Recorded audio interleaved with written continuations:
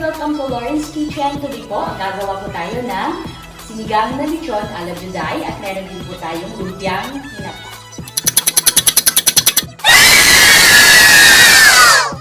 Guys, ito po ang kailanganin natin para sa ating Sinigang na Lechon Ala Judai. So meron po tayong pork knuckles. So meron po pa tayong buo. Meron din po tayong na-slice na. At kailangan din po natin ng sitaw, talong. Yung talong ko po ay hiwain ko pa po siya ng maliliit. Pero hindi ko pa po siya nahiwa ng maliliit kasi mangingitim po siya pag hiniwa na natin ito. So mamaya ko na po siya hihiwain pag magluluto na po tayo. Meron din po tayong okra. Meron tayong tamarind. So gagamit po tayo ng sampalok para po sa ating pang-asim. At maglalagay din po tayo ng lemon mamaya. At hindi po tayo lalagay ng kamatis, so tamarind po ang gagamitin natin. Meron din po tayong sibuyas, meron tayong sili, meron na po tayong gabi. So yung gabi po natin is pinakuluan ko na po siya para medyo malambot na po siya at mabilis na po siyang maluto. Meron po tayong pechay. Dahil sa special po yung ating sinigang, maglalagay po tayo ng twist dito, which is pakwan. So titingnan po natin kung ano po yung magiging lasa ng sinigang na lechon na may pakwan. At samahan nyo na po kami at natatakam na po kaming tikman ang ating lulutuin for today. Yan. So let's go guys. Magluluto na po guys. Kumukulo na po yung ating tubig. So maglalagay na po tayo ng ating lechon. Sorry, ito na guys. Unahin po natin ilagay yung lechon. Pero at least guys, hindi na tayo mag-aantay ng matagal na matagal. Kasi ito na po yung ating, actually pork knuckle ang po siya. Beef pork knuckle kasi wala po talaga tayong lechon dito sa Singapore. So pork knuckle po ang ginamit natin. So pakukuluin po siya natin. Ilalagay na po natin yung mga gulay na matigas na po siya. So, matigas po at matagal na. So, pagsasama-samahin lang po natin ito.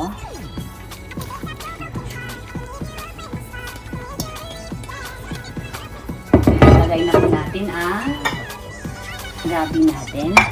Ilalagay na po natin yan para masarap. Ilalagay na rin po natin ang ating okra kasi matigas po siya. So, ilalagay na po natin ito lahat. Ayun, parang ang sarap-sarap. Then, lalagay din po natin ang ating sitaw.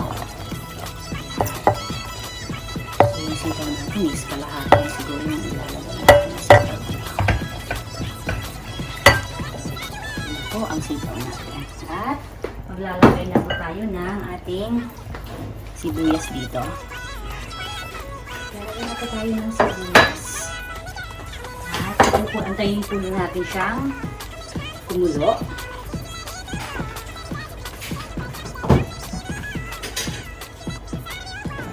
Ano po yung gulay natin, yung okra. So maglalagay na po tayo ng ating talong.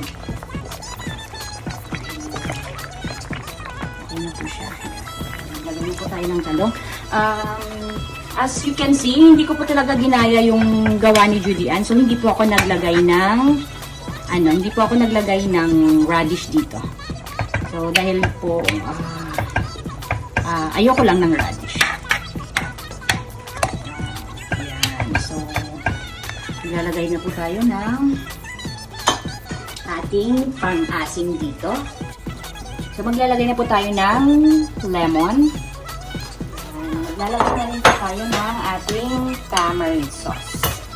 So, kukuha tayo dito ng konting sabaw. Idadagdag natin dito sa ating tamarind para mas makakas at mas yummy. Halo-halo. Ayan. So, ilalagay na po siya natin dito. I-strain po siya natin para hindi po sasama ang mga buto-buto ng tamarind. So, ayan po siya.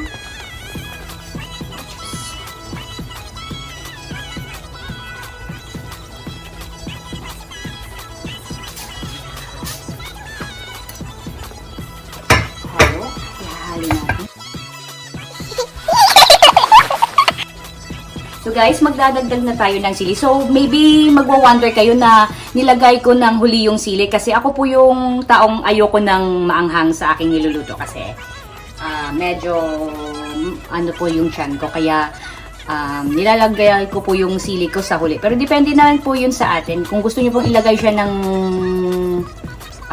mauna, pwede din po siya natin ilagay kasabay po ng ating mga gulay. Pero ako po, normally nilalagay ko po siya sa huli kasi ayoko po ng manghang yung aking sinigang.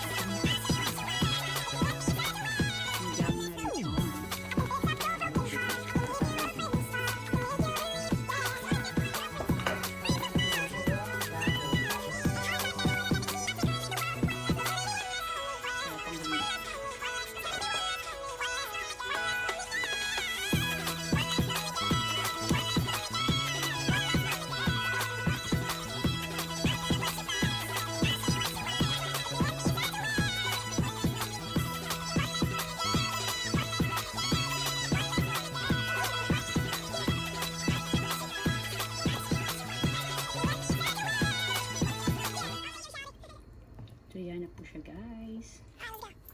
Ito natin. So, yung asin po niya at saka yung taste po niya. Okay na po. So, depende po yun sa atin kung ano po yung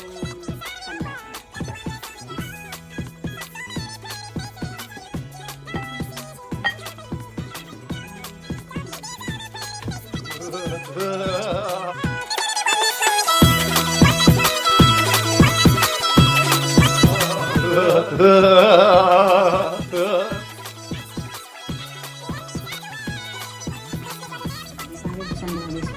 Thank you, Lord God, for this food that we are going to receive today. In the name of Jesus, amen. Let's eat! Okay po. I-excite ako ng tikman. Kaso daw. No, gutom na. Makapag-antay. Wala, antay ka dyan. Di nga nakakain yung mga tao. Sabay ganun. Yung sa dinami-daming ilagay na ano, tapos ito lang ang gusto. Ano ko talaga to, kung ano ang kasa niya.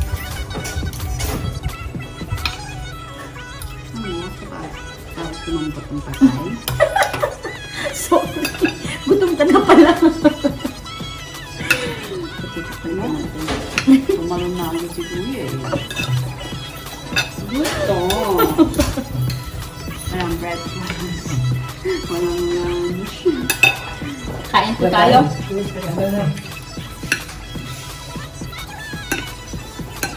Walang breakfast. Walang Dahil handaan yun, no?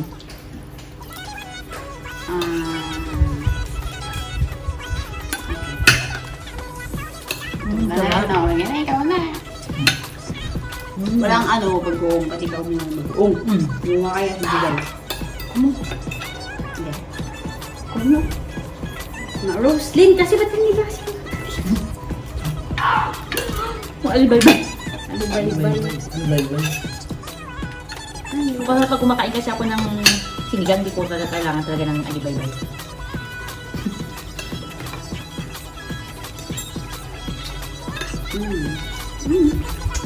Sarap din, diba?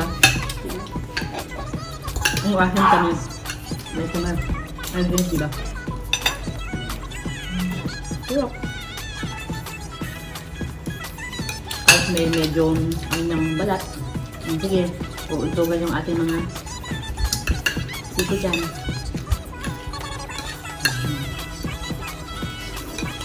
Mm.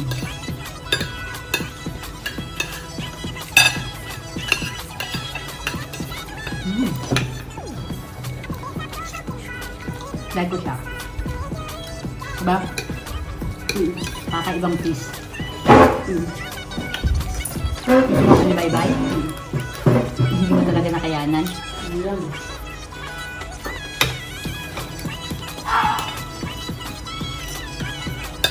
So guys, masarap po talaga siya.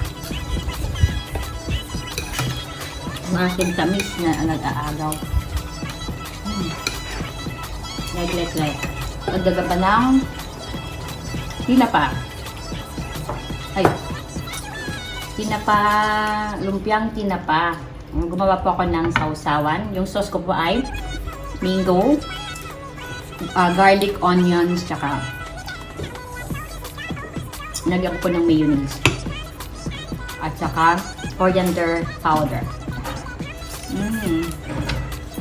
So, never.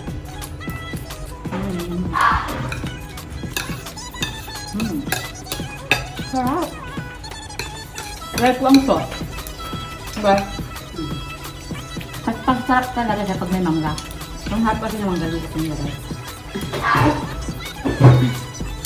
Kanya, mamaniwala ako sa'yo. Alam mo lang, hindi niya natikman kanina. Paling kita dyan eh. Nauna pa yung mga maasim.